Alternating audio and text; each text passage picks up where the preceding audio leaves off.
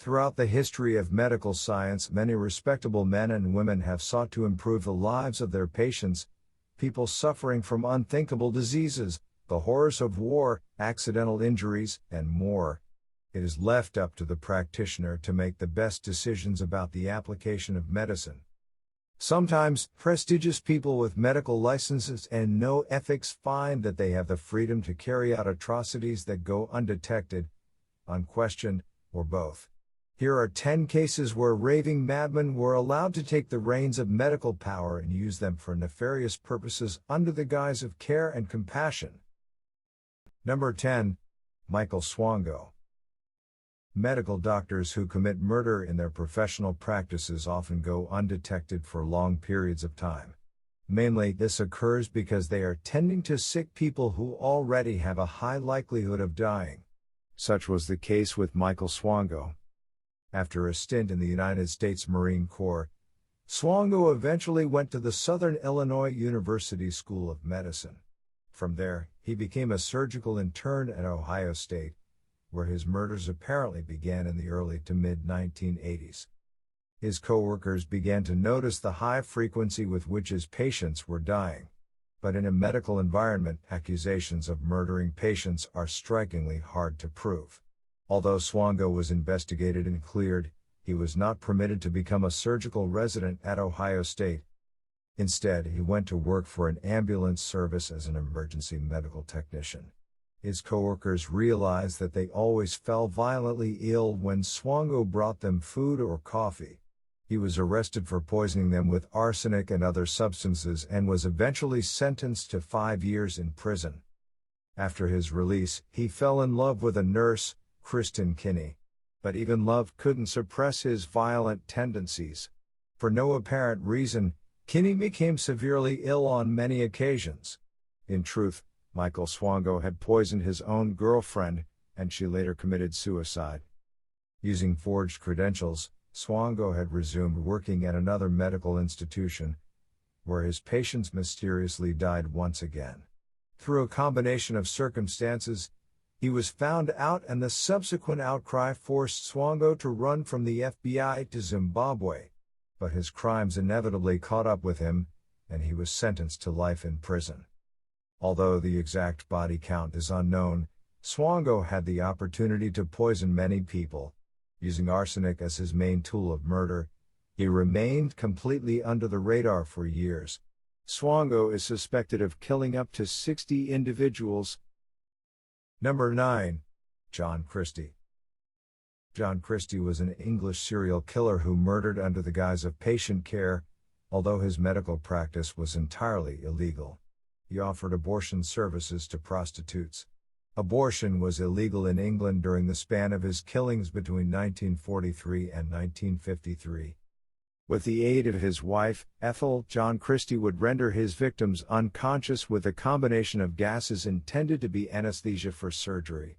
Then he would strangle his victims to death. Christie is believed to have killed 6 to 8 people this way, with some counts ranging as high as 10. Like serial killer John Wayne Gacy Jr., Christie buried his victims beneath the floorboards and in the crawl space of his flat. The police uncovered most of the bodies there. John Christie was a monster who even turned on his wife and murdered her. During an abortion procedure, he also killed the unborn child of his next-door neighbors, Timothy and Beryl Evans, as well as Beryl. Later, Christie murdered the Evans' other child, Geraldine. Timothy Evans took the fall, and John Christie testified against him for murder. Evans was hanged. But in a beautiful twist of fate, John Christie was eventually convicted for his murderous rampage and hanged on July 15, 1953. Number 8. John Bodkin Adams. On October 1, 1956, police confronted long-standing Dr. John Bodkin Adams with considerable evidence that he was a serial killer who had taken over 100 lives. His trial for murder took place in 1957. Adams was strategically, politically, and economically savvy. He was able to befriend the local mayor and other notable figures as well as borrow from patients to invest in property and cars. This provided passive income while he worked and allowed him to continue killing beneath the facade of a distinguished gentleman. Adams's motive for murder was simple: greed. He killed his patients in various ways. Before doing so, he often convinced them to give up a large part of their income. For example, prior to killing one woman's husband, Adams tried to persuade the wife to give him a portion of her inheritance for his attempts to save her husband. As he made house calls, Adams was also invited into patients' homes to care for them. There, he would maliciously murder them. Adams was a professional con man who blurred the lines of medical practice, murder, and euthanasia. Oh, and that trial in 1957 where he was facing execution by hanging. He was found not guilty, though he was barred from medical practice due to the scandal and stripped of his license. Adams died a free man in 1983. Number 7. Thomas Neal Cream. Thomas Neal Cream was the epitome of the sociopathic criminal. He was a thief, arsonist, burglar, practitioner of illegal abortions, and murderer. He also happened to be a physician. Many have speculated that Cream was responsible for the Jack the Ripper murders because Cream killed around the same time. However, he was believed to be in prison when many of the Ripper murders occurred. Cream only killed women. He commonly used poison, which was quite different than the brutal, gory nature of the Ripper murders. Although Cream took intermittent breaks between murders, he was convicted after the body of a former patient was exhumed for analysis. Strychnine poisoning was found. However, this didn't stop him. Even though he received a life sentence, he was released on good behavior and became free to murder again. Cream was eventually hanged for his crimes. Number 6. Kermit Gosnell. Kermit Gosnell is another unorthodox case. Unlike the others listed so far, he was a licensed, legal abortion doctor. Some of Gosnell's murders were a legal distinction when it came to abortion. He performed experimental abortions and illegal, late-term abortions. The FBI and the Philadelphia police raided Gosnell's practice and described the conditions as filthy, vile, and disgusting. Among other crimes, Gosnell was eventually convicted of murdering 3 babies who were born alive during attempted abortions. Number 5. Stephen Masaf. Employed by abortion doctor Kermit Gosnell, whom we just discussed, Stephen Masaf was equally depraved and assisted in Gosnell's murderous rampage. In fact, Masaf did much of the deranged doctor's dirty work. Masaf also killed babies born alive during attempted abortions. He received a reduced sentence for his honesty during his testimony. According to his statements, he witnessed over 100 babies having their necks snapped. They were basically beheaded before his eyes. But make no mistake, although Masaf was only sentenced to 6 to 12 years in prison for his monstrous crimes, he was every bit as guilty of committing some of the murders in Gosnell's abortion clinic from hell. Number 4. Jack Kevorkian. Some hailed him as a philanthropist, a kind and caring man who aided in the euthanasia of people experiencing tremendous suffering that is nearly impossible to comprehend for those of us who haven't been there. Others saw Kevorkian, aka Dr. Death, as a terrifying monster, dedicated to seeking out the weak and suffering to satisfy his murderous desires. Kevorkian battled the legal system over the gray areas in the euthanasia laws of the United States at the time, but he never stopped his practice of killing patients whom he felt had suffered too much for too long. After a lengthy career which included his advocacy for assisted suicide, Kevorkian eventually engaged in his first one on June 4, 1990, with the death of Janet Atkins. The assisted suicide of Atkins catapulted Kevorkian to the national stage, where he went on to practice what some would call homicide and others would term medicine.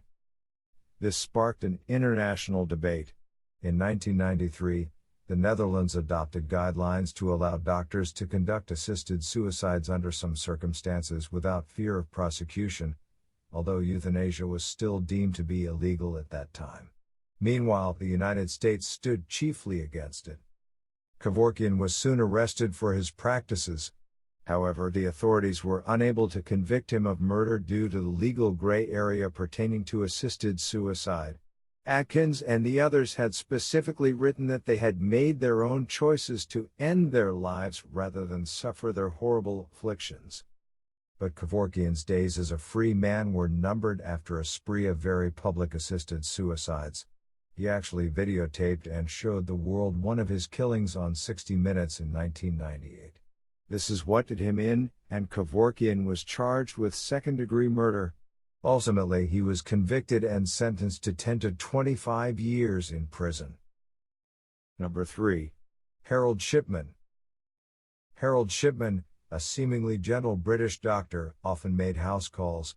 In this way, he was able to perpetuate a murder spree that resulted in over 200 deaths, one of the highest body counts in serial killer history. As compared to those of other physicians, Shipman's patients died at an alarmingly high rate. But people generally thought nothing of it, that perhaps the doctor just had a run of bad luck or tended to the worst cases with the best of intentions. In his early years of outright killing, Shipman was investigated by the police. But their probe turned up no wrongdoing, and he was allowed to continue his deviant practices. Shipman used diamorphine, an insanely strong painkiller, to murder people. He would administer the drug intravenously and kill the patient with an overdose. He was a gentle sadist who preferred to silently kill his patients rather than delve into blood and guts. In all, Shipman claimed at least 215 lives before being convicted of 15 counts of murder. But perhaps the most terrifying aspect of Shipman's personality was that he seemed to derive pleasure from having the power to take the lives of weaker, vulnerable people. Simply put, he enjoyed killing. Number 2. Donald Harvey. Donald Harvey appeared to be a caring, sweet nurse's aide who worked in several different hospitals. But beneath his compassionate veneer lurked a terrifying monster with an active hatred for his patients. Harvey had many methods of killing his victims. He would force catheters too far inside them, suffocate them with pillows, poison them with cyanide, and more. Nicknamed the Angel of Death, Harvey had an incredible appetite for murder and took life whenever he pleased, sometimes killing victims on back-to-back days. His spree spanned decades before he was brought to justice. In a lengthy confession, he admitted to committing 87 homicides. However, more are suspected because killers often hold back on revealing the true amount of devastation they have caused. Although Harvey received multiple life sentences, they were cut short when he was fatally beaten in prison by a fellow inmate. Number 1. Josef Mengele. Josef Mengele, also dubbed the Angel of Death, was perhaps the darkest and most depraved human being to ever live. As a Nazi doctor, he was the dark face behind the twisted experiments, murders, and other horrific acts carried out behind the walls of the Auschwitz concentration camp. Mengele was particularly fond of torturing Jewish children. For his victims, he actually preferred to lengthen the time of torture until death. In fact, Mengele took great pride in the pain he inflicted on those helpless souls behind the walls of the prison camp. His name became synonymous with the final solution of Hitler's terrifying Nazi empire with its crusade against the Jews of Europe. Mengele enjoyed hand-selecting the victims who would be taken to the gas chambers. His experiments included attempts to render Jewish people sterile and boost fertility for the German race. He knew no limits, castrating his victims, freezing them to death in chambers, and more. Mengele was also particularly fond of dissecting children, especially young twins.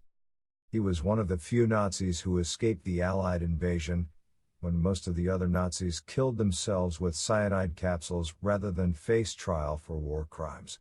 Mengele made his escape to South America, where he lived until his death in 1979.